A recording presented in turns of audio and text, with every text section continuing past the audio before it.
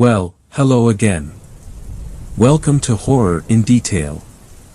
Today we are going to share Goatman encounter stories. First story. This story was shared by you/mythology loves horror. The Goatman of Lake Elmore. Growing up among the rolling, green hills of Vermont meant that I spent a lot of time outdoors. Even though I lived in the capital city of Montpelier, my choice of activities had always been camping, hiking and swimming. Most of my outdoors memories are happy, but there was one experience I had that made me almost never go camping again. My cousin Corey and I were on summer vacation from high school, and we begged my mom to take us to our favorite campground for a few days.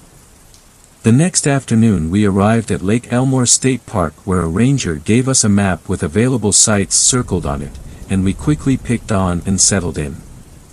Our first night was uneventful.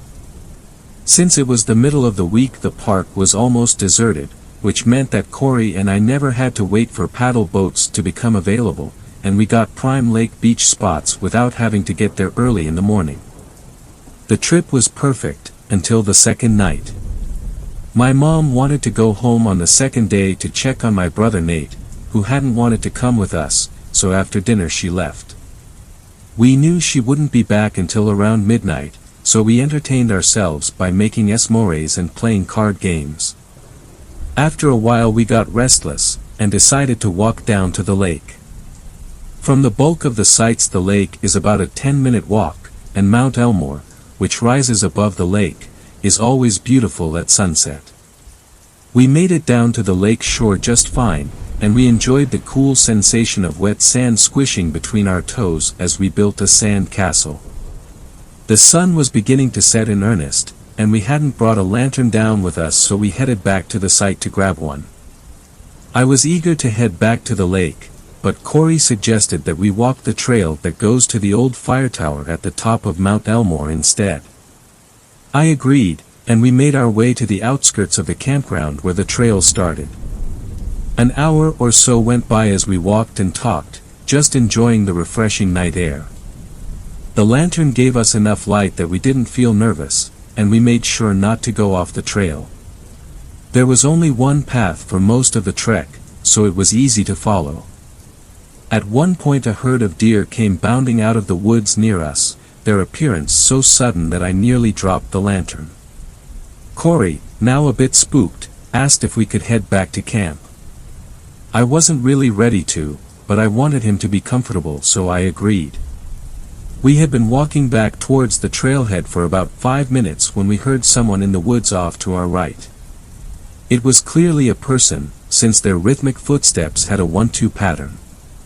It wasn't unusual for rangers to patrol the trails even at night, and if one of them had seen us, they were probably checking to make sure we weren't doing anything illegal or destructive. We waited for them to appear, but the steps had stopped and no one entered the circle of light we were in. After a minute Corey asked who was there, his voice quivering slightly. I thought it was a little odd that we couldn't see a flashlight by then, but I shrugged it off and kept walking. If some weirdo wanted to be creeping around in the woods at 10 p.m. without a light, then that was their business, not mine. It was probably someone sneaking away from their family to smoke or drink, which could easily explain why they weren't coming forward or greeting us if they thought we would report them. As we walked I noticed that, since the appearance of the deer, the woods had seemed oddly silent. I can admit that by then I was glad that we were heading back to camp. We were about halfway down the trail when a voice called out to us, which we instantly recognized as my mom's. The sound had come from behind us though, and Corey and I spun around in unison. I shouted out a confused-sounding greeting, but got no response. Corey looked at me, concern clear on his face. It made sense that it had been my mom in the woods, since she was probably trying to get us back for all of the pranks we had pulled over the years. Even so, it was a bit unnerving that she suddenly wasn't responding after just having called to us, and she wasn't known for dragging pranks out. We waited for several minutes, occasionally calling out to her. I started to get mad, because by then the situation wasn't funny anymore, and I was becoming worried.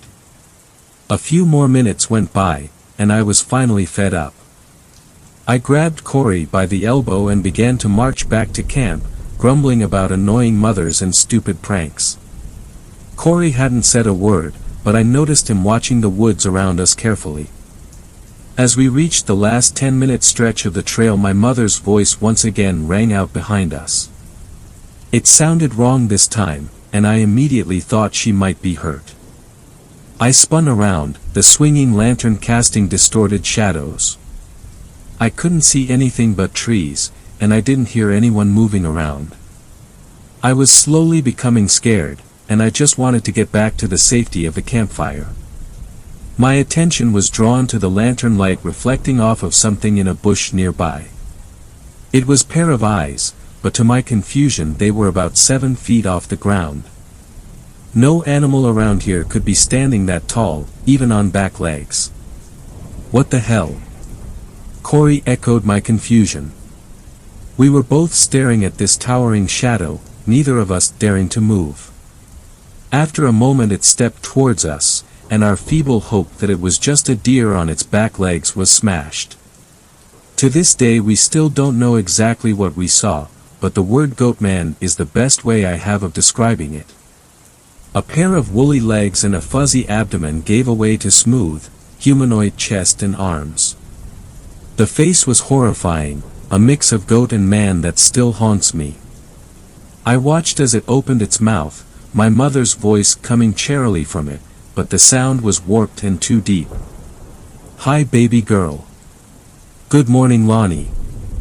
To this day I don't remember getting back to the campsite.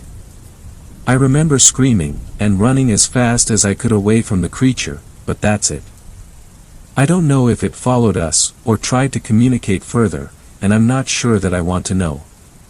We never did tell my mom or the park rangers about our encounter. We figured that they would tell us we were crazy, or chalk our experience up to the use of recreational substances, so it wasn't worth the hassle. Corey and I have both returned to Elmore since then, but neither of us has ever seen or heard the creature. I've often wondered if we imagined the whole thing, or if it was some sort of weird dream. People don't usually share the exact same dream though, right? Second story. This story was shared by you/alostgirl17. My roommate met the Goatman. On Saturday night my roommate Lauren, her boyfriend Max and I were eating takeout and watching random YouTube videos. Aliens, conspiracy theories, you know the drill. Max put on a Jeff the Killer video and this kick-started us watching a bunch of creepypastas. Eventually we began to watch Annecy's Goatman. I was on the edge of my seat, engrossed in the best creepypasta I had heard since the Slender Man. However, halfway through the video my friend Lauren said in a terrified whisper, "Please turn that off." I closed the video. It wasn't unusual for Lauren to get a little freaked, however, when I looked at her, tears streaked her face and every inch of her body was vibrating with tension. Her fingernails dug so hard into her hands she drew blood. It took half an hour to bring her out of her petrified state. When she was reasonably calmer, in her bed, cocooned in the safety of her blankets, I asked her what was wrong. What follows is an accurate account of what Lauren told me on Saturday night. When I was 15 my parents decided to get divorced. In all honesty, I was relieved after living for months in an unhappy home. Mom and I were going to keep the house and Dad was going to find somewhere new. In order to give him time to find a new place my mom decided to fly out to her hometown in Texas and stay with her sister for a month. I was given the option of going with Mom or staying at home, in London, with Dad. I decided to go to Texas with Mom as I'd never visited the USA before. My aunt had twins a year younger than I and lived in a farmhouse with many acres of land. I figured I'd have an amazing summer with my cousins, exploring and adventuring. We arrived and my Aunt Jess was lovely. She had the same blonde hair and voluminous figure as my mom. My cousins Hank and Courtney were lanky, blonde bundles of energy. The three of us got along like a house on fire. In the beginning anyway. The first few days were spent swimming in the lake on their land, eating a picnic of tuna sandwiches and Reese's Pieces for lunch. We were exploring the attic one afternoon when we came across a tent. I immediately suggested we should have a campout. This thrilled the twins, who suggested we camp by the lake. I disagreed. We always play at the lake. There was a massive woodland less than 10 minutes from the house. Why don't we camp in the woods? Hank and Courtney looked at each other and burst into hysterical laughter. Then they turned their freckled faces towards me, looking grave. "Those woods are haunted," Courtney stated. "Yeah," Hank agreed. "Everyone knows that." This only made me want to camp in the haunted woodland more, but Hank and Courtney refused. After days of pestering, they agreed to explore the woods during daylight, so one day, following lunch, we headed to the woods. It was cool in the wood, the trees offered excellent protection from the hot, Texan sun. A narrow, dirt path snaked through the trees, so, for a while, we stuck to the path, venturing further in the woods. "But let's not go too far in," Courtney kept repeating. At some point, Hank seen a tree swing just slightly off the path and sprinted towards it. I sprinted after him, and reluctantly Courtney did too. "Climb on." Hank gestured towards the swing and I clambered on board. He began to push me, so high. I was laughing hysterically, feeling free as a bird. Hank and Courtney laughed too, and soon all of Courtney's fear was thrown out the window. She was giggling, "My turn next. My turn next." Then we heard a rustling in the bushes. Heart racing, I dismounted the swing. "What was that noise?" asked Courtney, fear creeping back into her voice. "Just an animal," Hank said. He didn't sound sure. The air was filled with a horrible smell, kind of like sour milk. We all covered our mouths and noses with our hands. Courtney gagged a little. "Let's get out of here," I said, a sickening feeling in the pit of my stomach. The smell followed us all along the path, and every once in a while we'd hear a rustle or the snap of a branch from the depths of the forest. "Just an animal, just an animal," Hank kept muttering. I couldn't shake the feeling that we were being watched, so towards the end of the path I grabbed both Hank and Courtney's hands, and together we sprinted home. We all agreed we would never go back to the woods again. 2 nights later I was in bed, drifting off to sleep on the sofa bed in basement, which long ago had been converted in an awesome games room with a pool table, TV and sound system. The basement stairs were really creaky and I heard footsteps coming down the stairs. I sat up and there was Courtney at the foot of the stairs. This wasn't unusual, as many nights, when Courtney couldn't sleep, she'd wander down to the basement and we'd cozy up in the sofa bed together and watch movies until we drifted. "Not tonight, Courtney," I told her. "I'm dead beat." "Dead beat," she repeated. There was that smell again, like sour milk. "Yeah, you know. Tired. My turn next," she said, and I noticed there was something weird about her voice. Each word was drawn out like she was just learning to speak. Her pitch was off too, way too shrill. I flipped on the lamp next to my mattress to get a better look at her, and her eyes were blank and emotionless, just staring right through me.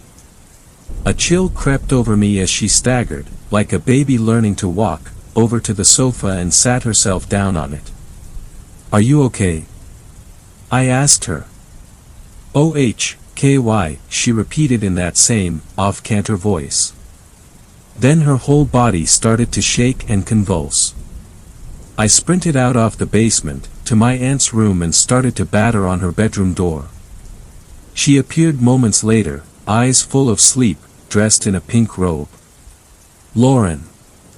She sounded annoyed, but then must have seen the terror in my face. Lauren, is everything okay? Her tone now alarmed. Courtney is in the basement. I think she's having a seizure. The commotion had risen Hank from his bed and the three of us ran down to the basement. Only when we got to the basement Courtney was gone. The sour smell still lingered in the air. We ran back upstairs calling out Courtney's name. She appeared moments later dressed in pajamas, not the shorts and tee I had seen her wear moments before. What the hell is going on? Courtney asked, both confusion and annoyance in her voice.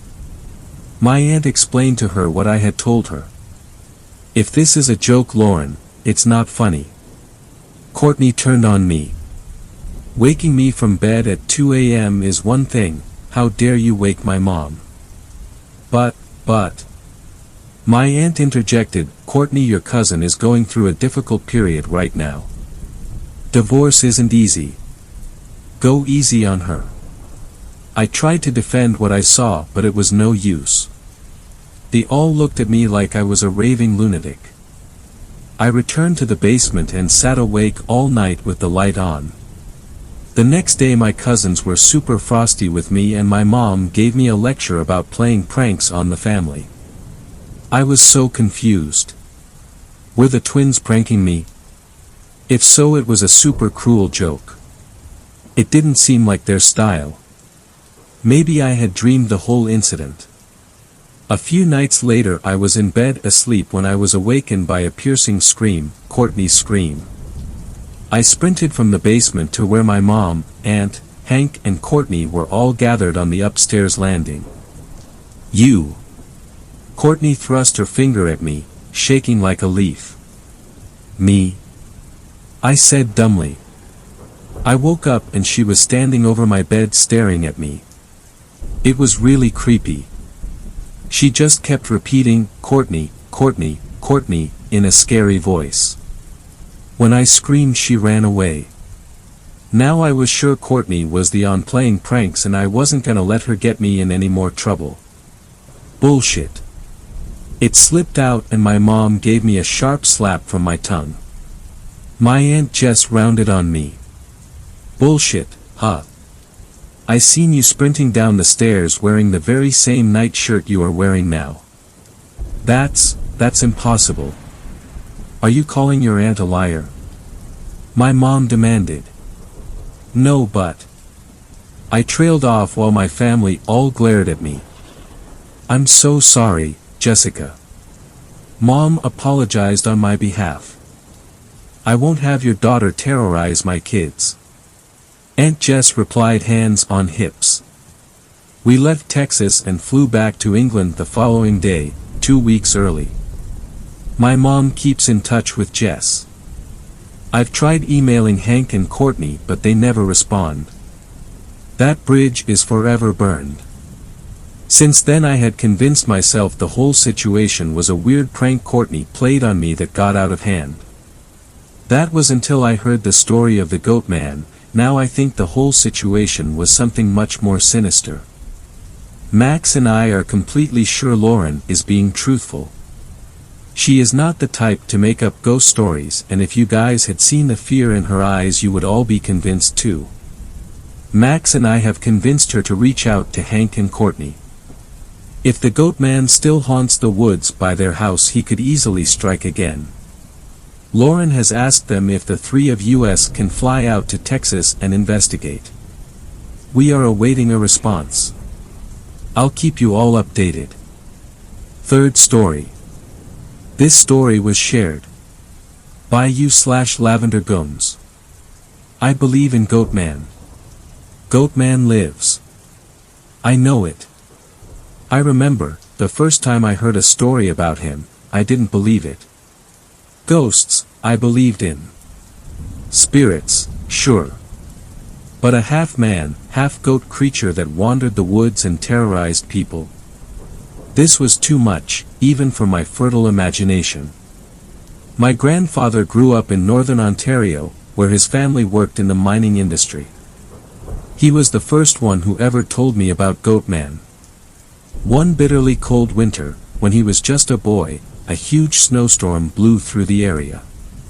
He remembered, at dinner time, his father talking about how, when he was making his way home after gathering some firewood in the woods, he saw in the distance the figure of a man walking through the forest, bent against the wind and snow.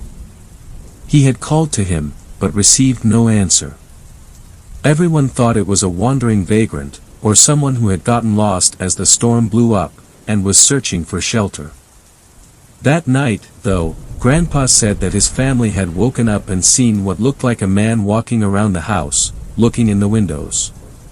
Come morning, they went to check it out. Instead of fresh human boot or shoe prints in the snow, they saw cloven hoof prints. And that's where the story ended. His story, anyway. Mine had yet to begin. My grandparents had moved a couple of hours away from that area, and I grew up living next door to them, in a gold mining town. I am an only child, but my best friend was my cousin, Tanya. She lived in the same town. We'd spend every summer in the woods around my grandparents and my house. Those woods had a magical quality to them. They felt extremely safe and wholesome, like the 100-acre wood from Winnie the Pooh or something. We'd play for hours in those woods, pretending we were Celtic princesses, or pioneer women. But one day, we wandered a little too far. This was northern Ontario, so our entire town was surrounded by bush and rock, being part of the Canadian Shield. Not far beyond the safe, happy-feeling woods behind my grandparents' house was the lake the town had taken its name from. When I was little, it was a beautiful spot, but the mine had drained it due some exploration. A chain-link fence surrounded the perimeter, and our parents had always warned us not to go near there. It could be really dangerous. Tanya was a show-off. At 16 years old she was only 1 year ahead of me, but boy did she lord it over me. She was petite, with graceful curves, blonde hair, blue eyes and a flawless complexion. Boys fawned over her. I, on the other hand, was an awkward 15-year-old, with thick, long brown hair, glasses, braces and an acne problem.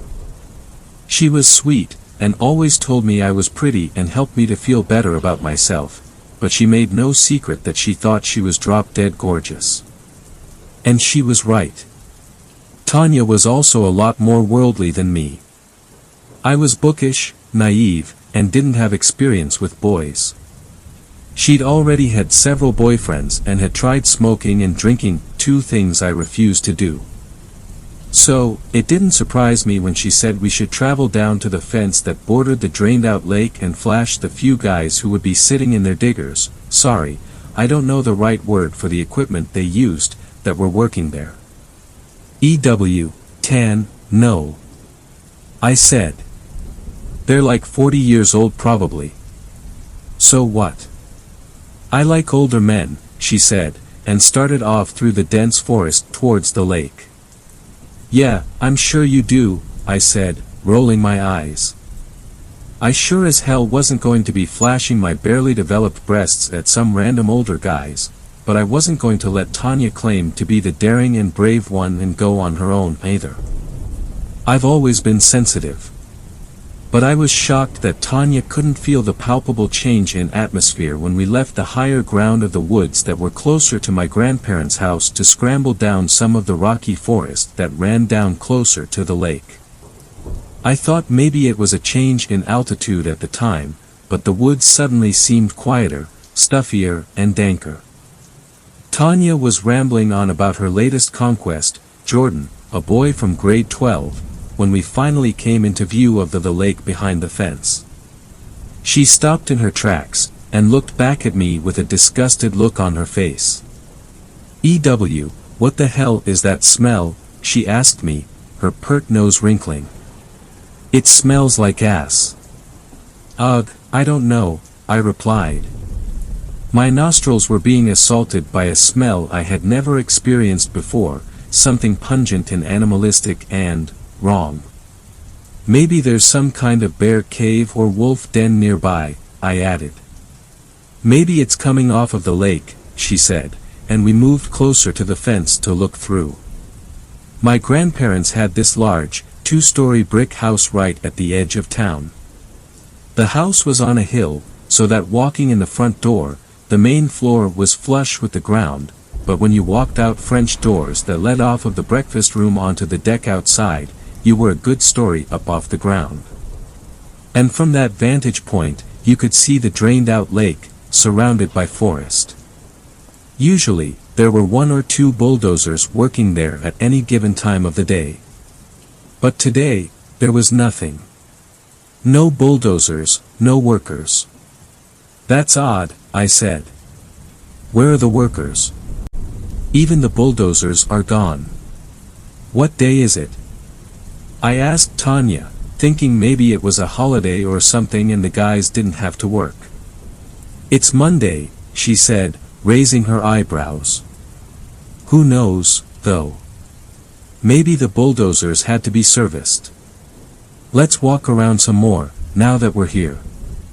The smell was still there, and we were by no means getting used to it, but our sense of adventure won out over our sense of disgust at the musky, foreign aroma.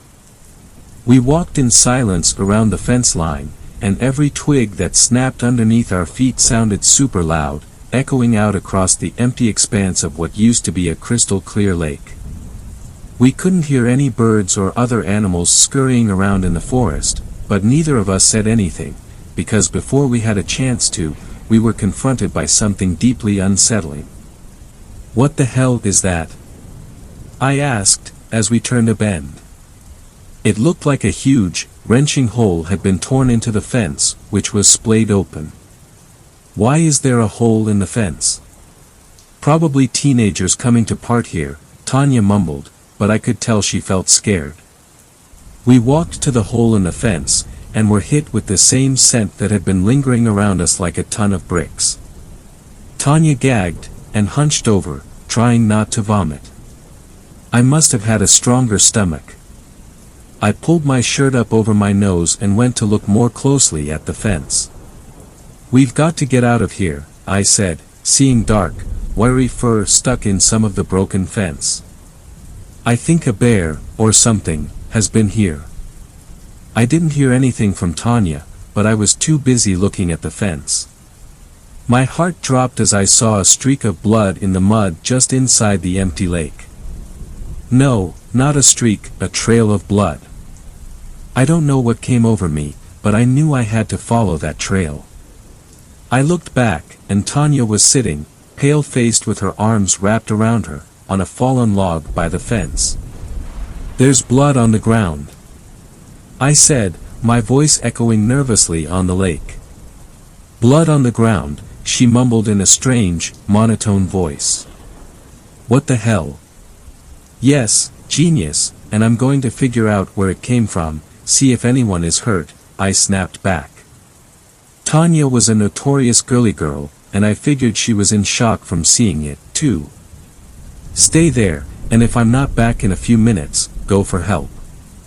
Help, she said, tilting her head and looking at me with blank eyes. I shuddered, but turned to follow the trail. I had only walked a few paces into the drained-out lake when the going got pretty rough. It dipped down pretty steeply from where I had entered the fence through the hole that was torn into it, and about 20 yards off I could see one of the bulldozers that was usually busy working, flipped over onto its side.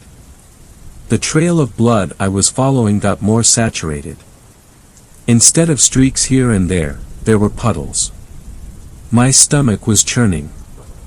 I had stopped in my tracks, about 10 meters from the bulldozer, when I saw a man's boot sitting in a puddle of blood. I suddenly realized that I was a 15-year-old girl, who was all of 5'3" and weighed 110 pounds, completely unarmed and incapable of defending herself against whatever had left all that blood. Suddenly, I felt panicked. I decided it must have been a sick bear or wolf who had picked off one of the workers.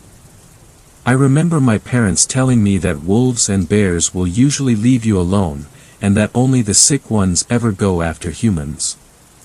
I turned and ran up the embankment and to the opening in the fence. But Tanya was gone. Tanya. I called out, not too loudly, for fear that whatever crazed, rabid animal that was out there would hear me and find me. Where are you? Stop screwing around. I searched the area for her, but there was no sign of her. The sun was starting to set. I figured that she got tired of waiting for me and freaked herself out and headed home without me. I was almost as mad at the thought of that as I was scared. But then I noticed something. The smell was gone. The smell from before, that horrible, acrid smell, was completely gone. The wind hadn't changed, nothing had. But the woods now smelled like woods. And there was birdsong. Weird. I walked as quickly as I could back to my grandparents' house, and when I went in, everyone was sitting down to dinner. Including Tanya. I quickly washed up and joined them at the table. You'll never believe what Tanya and I found out in the woods. I said. Around the table sat my grandparents, my mom and dad, and Tanya's dad. And Tanya, who was looking at me wide eyes and her head tilted oddly to the side. You were in the woods?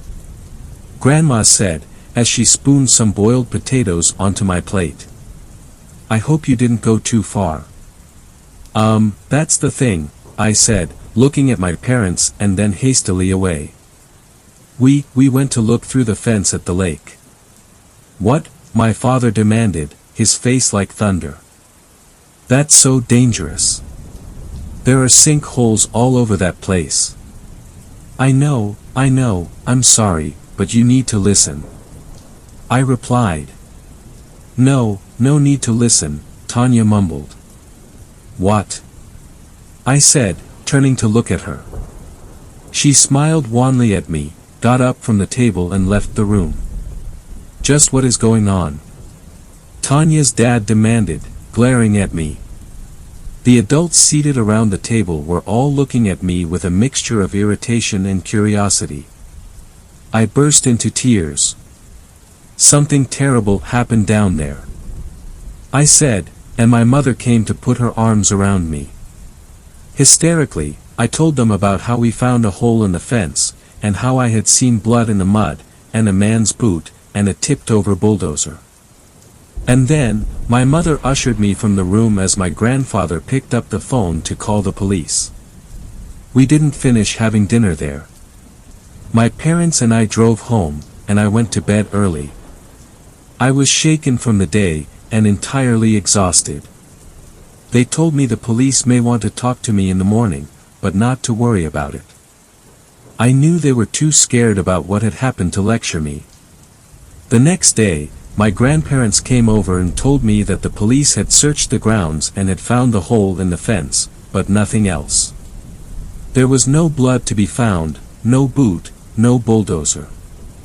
They had asked me if my imagination had gotten away with me, and I swore that it didn't. But I saw the concern in their eyes as they looked at themselves, and me, and back to each other. I stopped talking about it. And they stopped asking. Later that day, Tanya came over. My parents had let her in, and she flounced into my room and flopped onto my bed. She punched my arm, and said, "Why the hell did you leave me on my own in the woods yesterday?" "What?" "You left me," I said, looking at her confusedly. "When I got back, you were gone. I wasn't even 5 minutes."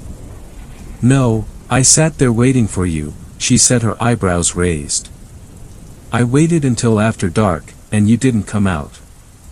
Then, I went back to Grandma and Grandpa's. They said that you'd left with your parents." "You're shitting me, and I don't like it, I've already been through enough," I snapped at her, feeling sick to my stomach.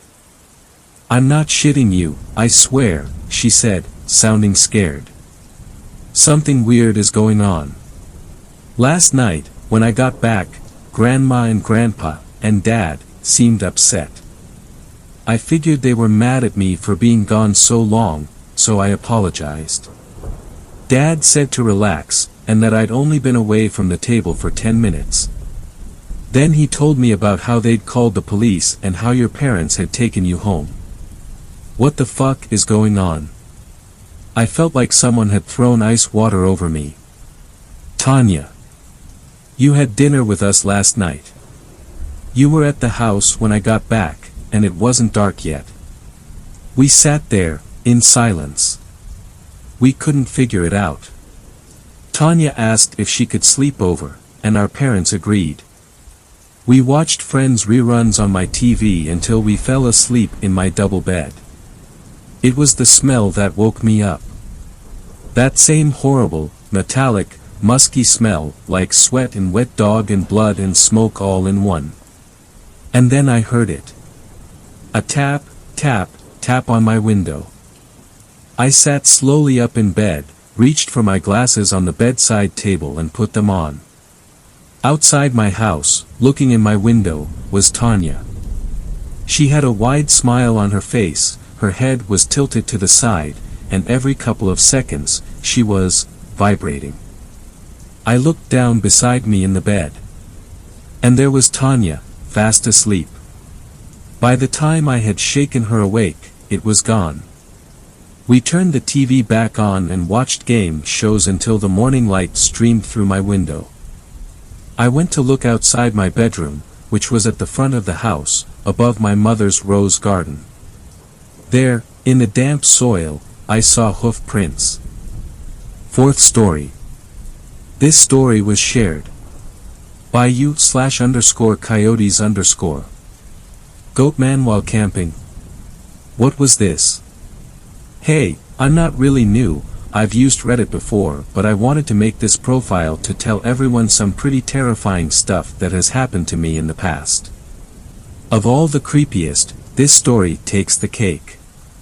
If you've read the Anansi's Goatman story, you'll find similarities in mine. I couldn't believe some stuff when I read it and how it compared to this experience. It was 2007, I was with a couple of my friends camping. I was 16 and was just with some 16 to 18-year-olds on this fun camping trip out in the woods behind some of these guys' houses. We picked a spot in a clearing where it would be like a little party kind of site, although I don't do drugs or even smoke weed or any of that. I grew up with that going on all around me, so I tried to avoid it. But nobody brought weed or anything along, I don't think. So we all hung out in this clearing with 3 different tents set up and with a fire pit in the middle. We had planned to spend 4 to 5 days, it was summer vacation so we didn't have school, I think this was early August. Anyway, we all decided to hang out in the clearing, roasting marshmallows, and everyone but me having beers. I sat around making s'mores and the sun was just beginning to set and we were all having a good time. At around 7 o'clock or so, we heard something moving in the bushes nearby and someone threw an empty beer bottle at the bushes. We heard the smash and watched something climb out of the bushes and lumber back into the trees. We thought it was just some psycho person, but everyone got a little bit nervous. Later that night I was asleep in the tent with 3 other people, the only person I knew was my friend, Paul, who invited me along. I remember everything being silent and then I heard a sort of popping sound by the fire and we all sat up. Crawling out, we could hear people in the other tent's voices saying, "The fuck was that?" Paul unzipped the tent and we crawled out.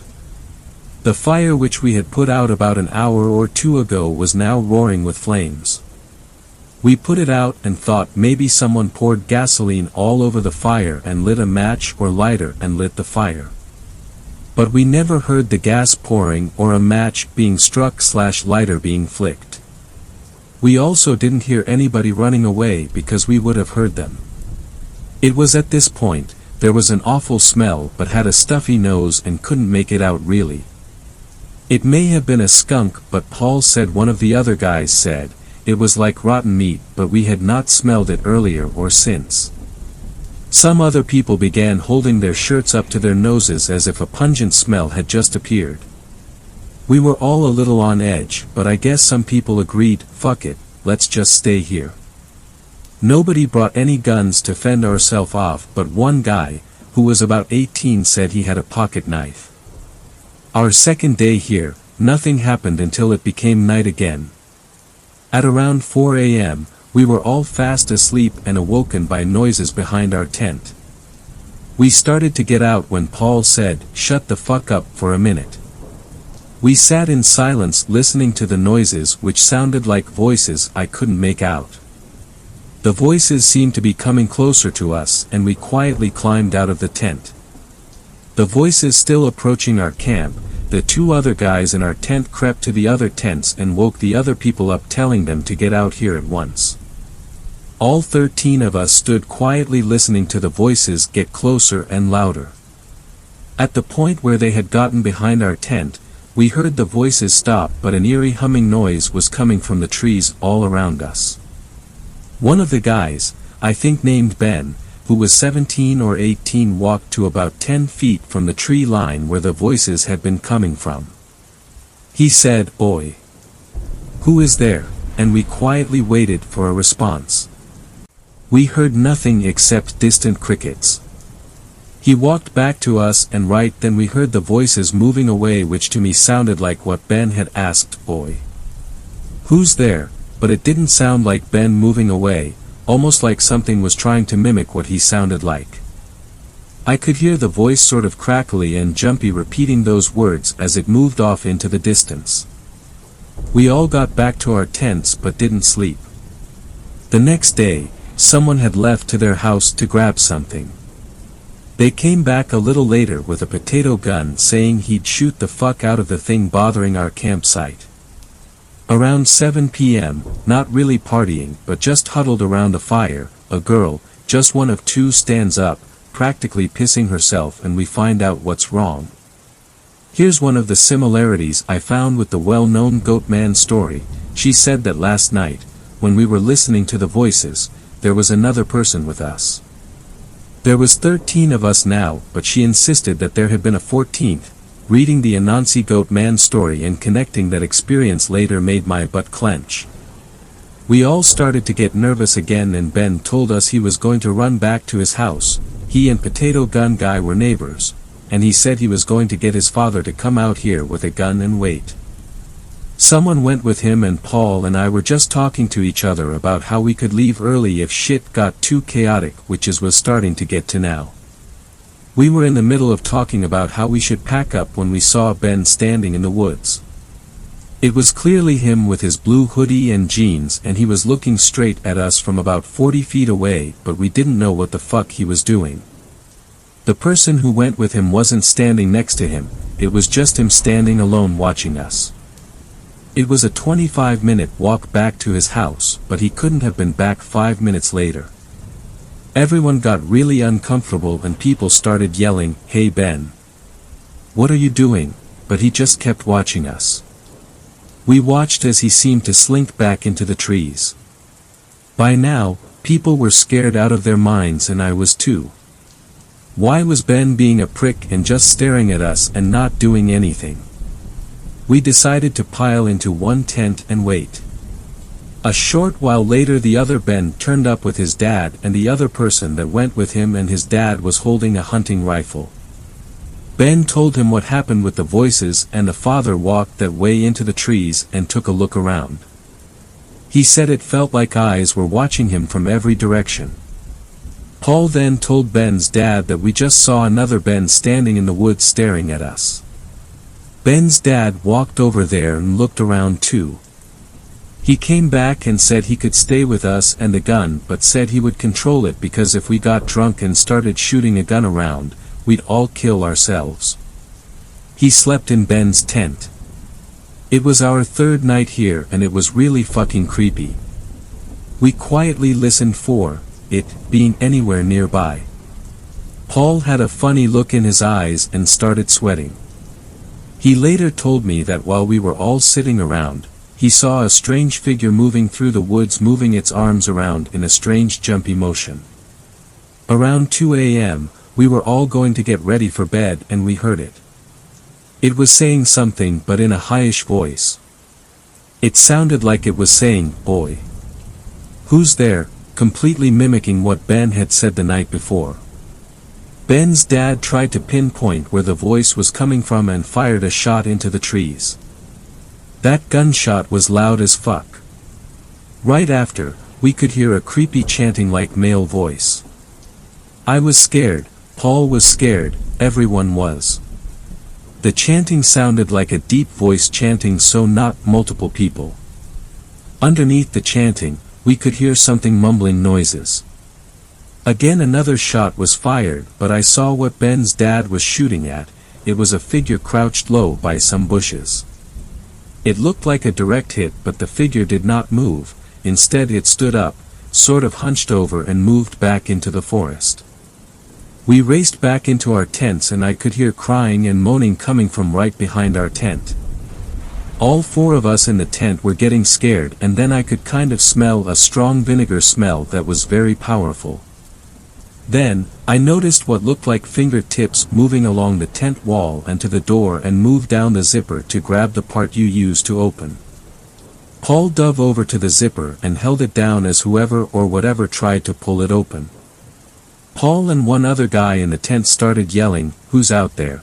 And after a minute, we could hear a screeching noise as this thing took off into the darkness. We decided to say, "Fuck the fourth and fifth day, let's get out of here in the morning." Here's the scariest experience of that night. At 3:45 a.m., checking my watch, I had to go pee. Since what had just occurred not long ago, I decided I wasn't getting out of the tent, and maybe I could stick my bird out of a small zipper opening, but then I pictured whatever it was out there biting or ripping my thing off, so I decided to open up the tent, slither outside just slightly, and pee to the side of the door.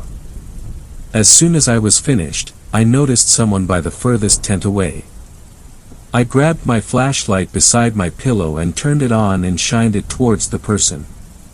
It looked like Paul, back facing to me, hunched over by the tent. But Paul was right behind me, sleeping in the tent. I crawled back inside but kept my light shined on the other Paul. I whispered, "Paul, wake up," and the moment he did, I looked outside to see the other Paul stand up and turn facing toward me and stare at me. I dove back in and leapt under my sleeping bag and huddled there awake as I explained to Paul what I had just seen. I guess at one point in the night, I was facing another way and was freaking out, but one of the guys in the tent said he woke up, eyes still half closed as he rolled over. He could see the other Paul looking through the part in the tent flap I didn't close. He thought it was just Paul coming to wake them up, but realized the real Paul was asleep right beside him. We packed up and left. So I guess that's the creepiest thing that happened to me.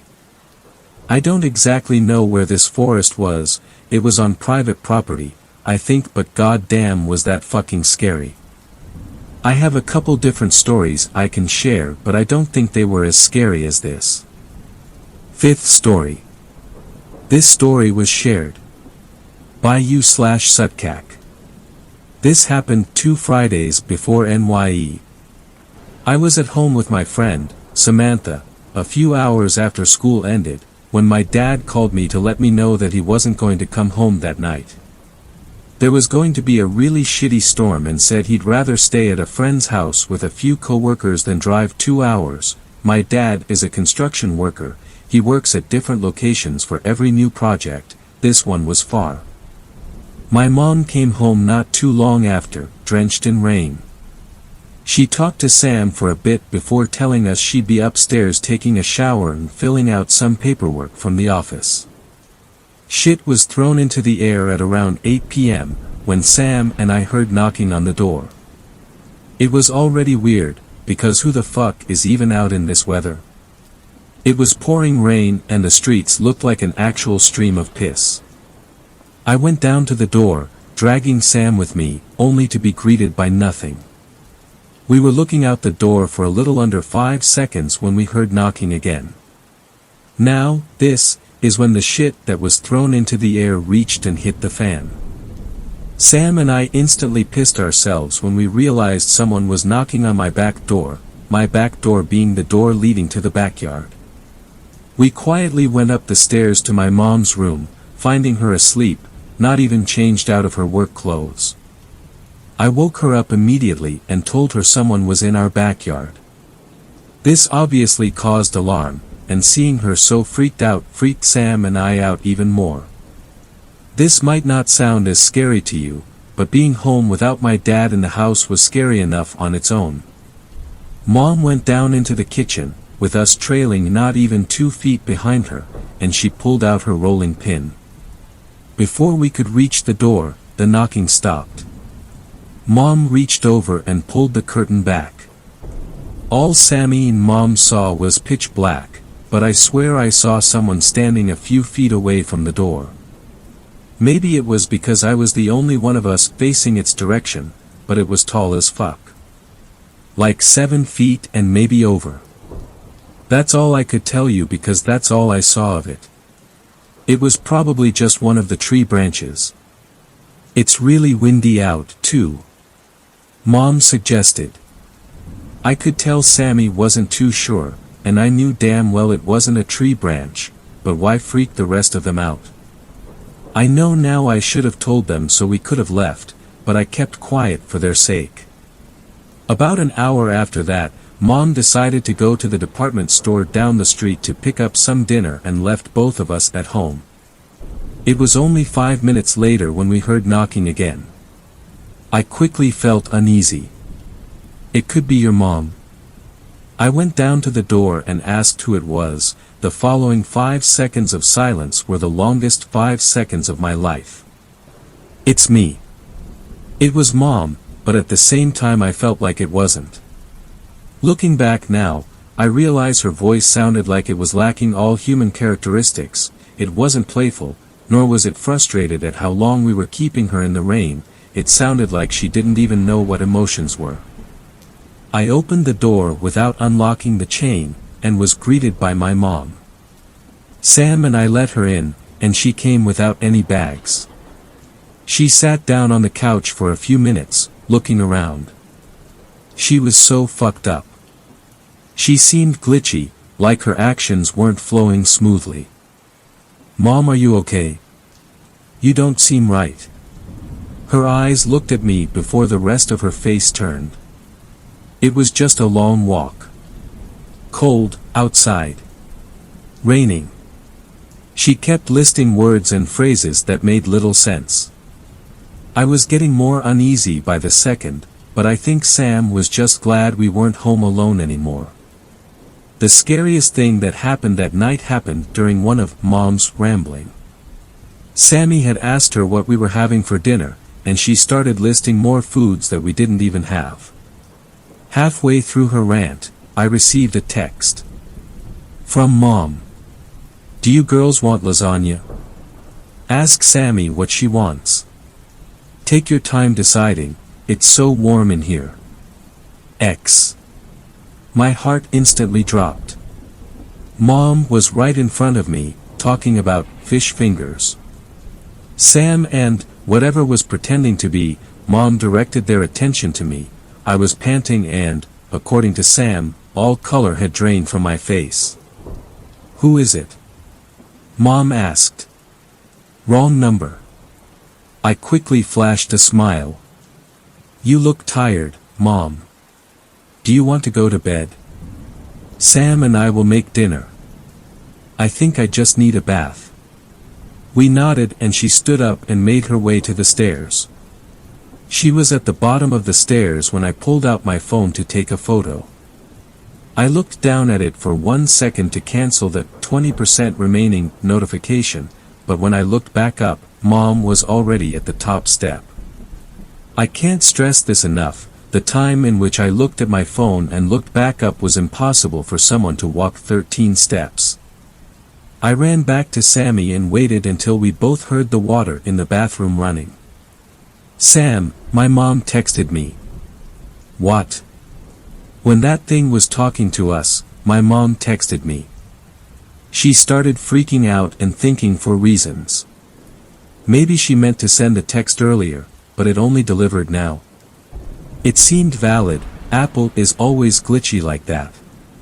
But we decided to call her anyway just to make sure. Just as the phone started ringing, someone knocked on the door.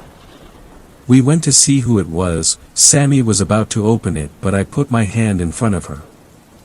I was so terrified at this point that I was in tears.